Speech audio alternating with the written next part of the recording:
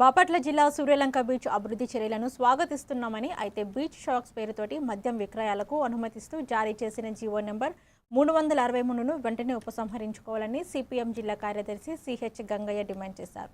బాపట్లలో నిర్వహించిన విలేకరుల సమావేశంలో ఆయన మాట్లాడుతూ, సూర్యలంక బీచ్కు కుటుంబాలతో పెద్ద సంఖ్యలో పర్యాటకులు వస్తున్న నేపథ్యంలో అక్కడ మద్యం విక్రయాలు ప్రారంభిస్తే ప్రశాంతత వాతావరణం దెబ్బతినడంతో పాటు ప్రమాదాలు జరిగే అవకాశం ఉందన్నారు. మహిళలు, బాలికల భద్రతపై కూడా ఆందోళనలు ఉన్నాయని పేర్కొన్నారు. ఈ సమావేశంలోని ఐద్వా జిల్లా కార్యదర్శి సుభాషిణి, సిపిఎం నాయకులు శరత్ తదితరులు పాల్గొన్నారు. దీనికోసం 97 కోట్ల రూపాయలు నిధులు విడుదల చేశారు. దానికి అనుగుణంగా పనులు జరుగుతున్నాయి. సిపిఎం పార్టీగా దీన్ని మేము ఆహ్వానిస్తున్నాం. వీటన్నిటిలో నిర్వహిస్తున్నట్లుగా ఉంది.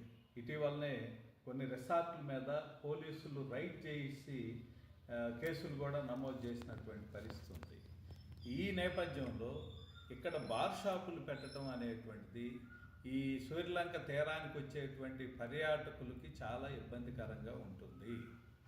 మహిళలకి, పిల్లలకి భద్రత లేకుండా పోతుంది.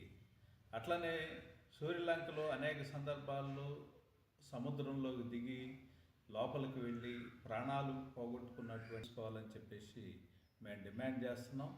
బీచ్లో టూరిజాన్ని అభివృద్ధి చేయటం కోసం మన సంస్కృతి, సాంప్రదాయం అనేక రకాలైనటువంటి వీటిని డెవలప్ చేయండి.